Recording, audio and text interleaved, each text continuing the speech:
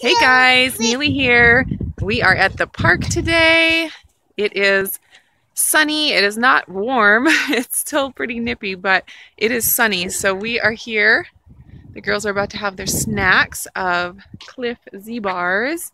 And I thought I would get some Q&A done for my weekend Q&A. I was really organized and printed off some questions that I wanted to answer. So while they play, I'm going to try to get a few questions done and get some chatting done with you guys. Totally informal here. So let me get the girls their snacks and then I will answer some questions. All right, the first question is from Jackie, and I did respond to her question in the comments, but I just wanted to talk a little bit more, give a more detailed answer. She says, so where can one start to get healthy? Any books you'd recommend? And I sent her the link to the video that I did in January that was my 5 favorite diet and health nutrition books, and so that has a lot of info as far as which diets I like. But as far as kind of mindset when you're starting to get healthy, I feel like, and this is, I'm speaking from experience, this is what I did. A lot of people, including myself, will want to find, kind of like when you're looking for a religion, you want to find the one true, only true religion, and people do that with diets where they are like, I am going to find the diet, the one diet, and I am going to get my diet Bible and I'm going to follow it to the letter, and I'm going to achieve the diet salvation that they have put forth. And then once I achieve that diet salvation, I will start evangelizing for the diet and bring as many people on to this one true, only true diet out there. And I do believe that there is absolute truth as far as religion goes, but as far as diet, I don't believe there is absolute truth as far as one thing that works for everybody. Of course, there are some absolute truth, like, for example, I can't say I'm going to decide that my diet is going to be only rocks, and I'm going to believe that that's going to be healthy for me and that I'm going to make that my diet. That obviously is an absolute truth. You can't just eat rocks and be healthy. But then I do believe that there is a whole lot of variation from person to person as far as what kind of diets work well for you. So I have moved away from trying to find one diet plan to follow to the letter and then, live that for the rest of my life.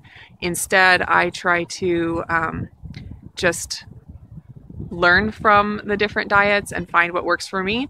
But that being said, when you're first getting started and you don't have any base to start on, you're just dipping your toes in this whole world of getting healthy, it can be really, really helpful to find a diet that seems like it will work for you and follow it to the letter. I think experimenting and tweaking, that comes later on when you kind of know a little bit more about how your body responds to things. And the way you learn about your body is by following a diet to the letter and then seeing, in 6 months how you're doing and what has worked for you and what hasn't. So I do recommend kind of looking around and finding a plan that'll work for you. The 2 main ones that I would point people to, I mean, it's going to be different for everybody depending on where you're starting from and what you're looking for, but the ones that I recommend to start with are Whole30 for sure. If you feel like you can jump in and do a Whole30, I think that is an absolute amazing way to start. It gets your body like back to zero. Like, it reduces all the inflammation. It cuts out anything that might be a trigger for your body so that you can really feel like you're supposed to feel, like cutting out all the background noise. And that can just give you a really good base to start. Also, THM, Trim Healthy Mama, is also a really great one to start with. And that one is super customizable. So you kind of have to do a lot of work right at the beginning to learn how the whole plan works and then figure out how to customize it for yourself. So that one takes a little bit more. If I were going to start again from zero, I would definitely start with a Whole30 and then move into a THM type diet. That's what I would definitely recommend. But like I said, it's going to vary depending on who you are and what you need and kind of your background, where you came from. For me, when I first started getting healthy, it was the Atkins diet, and that was oh gosh, that was 15 years ago, maybe not quite 15 years ago. And I read the Atkins diet book, thought it was amazing. I thought I'm going to be on this diet forever. This is the one true diet. And I definitely did my share of evangelizing. And it was great for me. Like, it was what I needed. It was the first step that I needed, but it wasn't necessarily what I am doing for the rest of my life. It was just a first step, and that was fantastic. So when you do pick a diet, pick one that you think looks fantastic and follow it 100%. And then from there, you know, just use it to learn about your body. And if it doesn't work for you, try something else or add tweaks, whatever, just as long as you're continuing to pursue your own body and like learning how it works and finding the diet that's going to be right for you, and just learning from everybody else about what diet works for them so that you can apply it to yourself. So that is my advice on getting started with getting healthy. And I did put the link up in the cards to the 5 diet books that I love, and that'll give you a little bit more overview on those specific plans. We have lots of down branches from the different winter storms, and so the kids have been building forts with sticks. You want to sit? Go for it. And they're having all kinds of fun playing with the sticks. The next question is from John Hernandez, and he asked a question on my weekend away video from the other week about why I was in Africa. I showed a basket that I had bought when I was in Africa as a teenager, so I'll just give you a little quick overview of my international travel experience. I have been to Africa several times. I think a total of 5 times, and it's all in my teenage years before I got married. Now I have my own little mission field here at home with my 4 girlies and my husband, but I did some missions work when I was a teenager.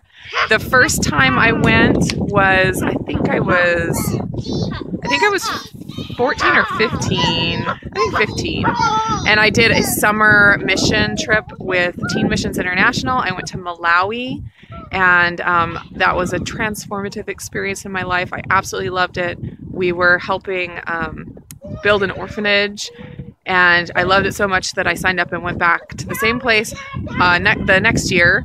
So I did 2 summer mission trips, and those were a month. They were each a month long. There was like a training, and then we were there for a month, and then like a couple weeks of debrief at the end. Those were amazing experiences. I loved it. And then I loved it so much that I decided to volunteer with Teen Missions International.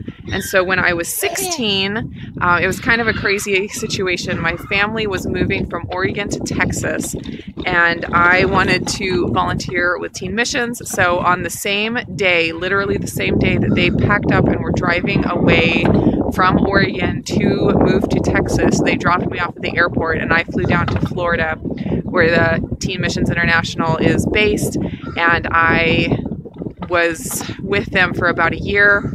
I went to Malawi again, and I helped in a volunteer. It wasn't a summer team thing. I helped with some youth camps that they did, and still working on that orphanage. I never was there when the orphanage was running, but I did help like paint and get the rooms set up and everything. And so I was there in Malawi. I also went to South Africa for a little while, and I just stayed on the campus there and just did some stuff around the campus to help, like helping remodel the kitchen and a few random things like that. And then I went to I went to Madagascar, helped again with some youth camps there. And in between these different things, I was in Florida at the Teen Missions base, and I helped there with all kinds of different stuff around the property there. And so that was an amazing experience from 15 to about 17 that I was kind of traveling around and doing this missions work. And I thought I was going to be a missionary for the rest of my life, and I didn't think I was going to get married, and I thought I was just going to go do missions work for the rest of my life. And then things changed, obviously.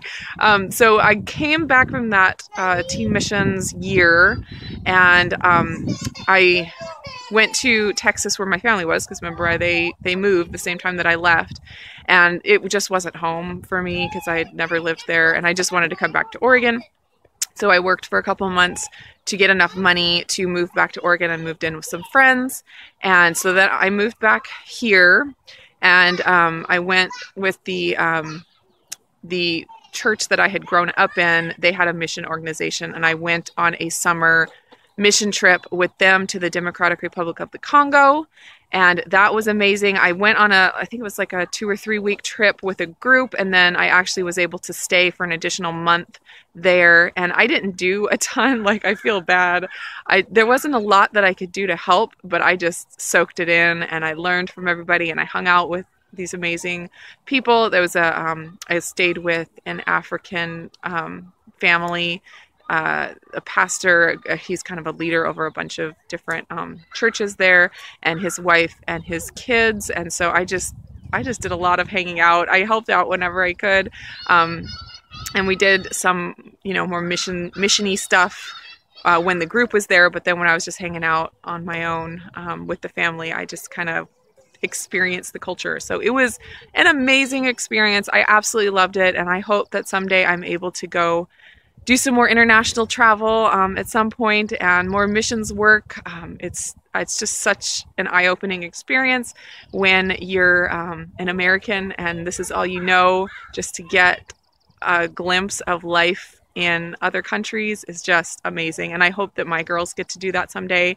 I would love to be able to do that, but I always talk about how there are different seasons in life, and my goal is to embrace whatever season I'm in.